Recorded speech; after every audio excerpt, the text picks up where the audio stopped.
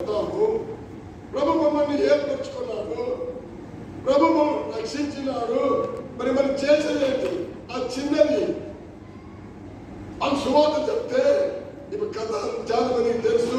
ఆయన ఇజ్రాయెల్కి వెళ్ళాడు, ఎలిసే దగ్గర కలుసుకున్నాడు. ఎలిసే ఏమన్నాడు, పోయే యోర్దాను నదిలో 7 సార్లు మునిగిపోన్నాడు. ఇక కథలన్నీ దుర్దంగా చెప్పాలంటే 7 సార్లు మునిగాడు.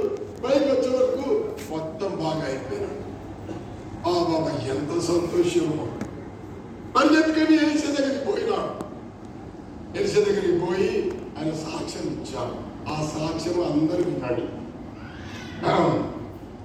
ఏమని సాక్ష్యం ఇచ్చాడంటే 17వ వచనము గట్టిగా చదవాలి. అప్పుడు యెహోవాకు తప్ప బలి దహన బలినైనను మరి ఏ బలినైనను ఇతరమైన దేవతలకు నేనికను అర్పింపను.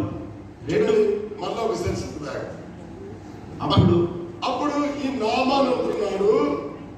అని అన్యుడు, ఇశ్రాయేలుడు కాదు.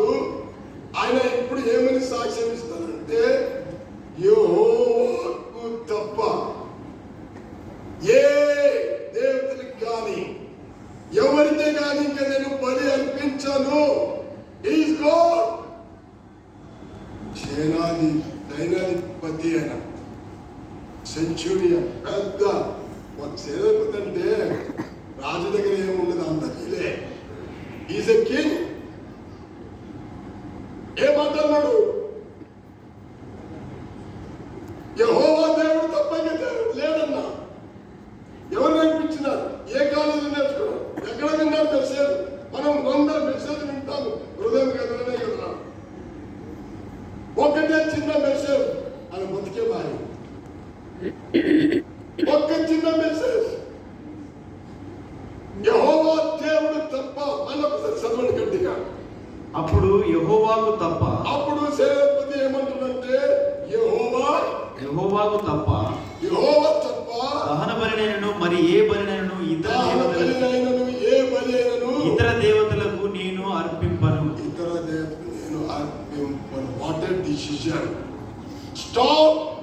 Spot decision. His life has been changed. అలా బతుకు మారిపోయింది.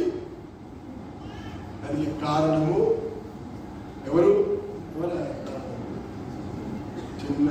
చిన్నది ఆదరణ చెప్పుటకు ఎవరు కారణం? తల్లిదండ్రులు.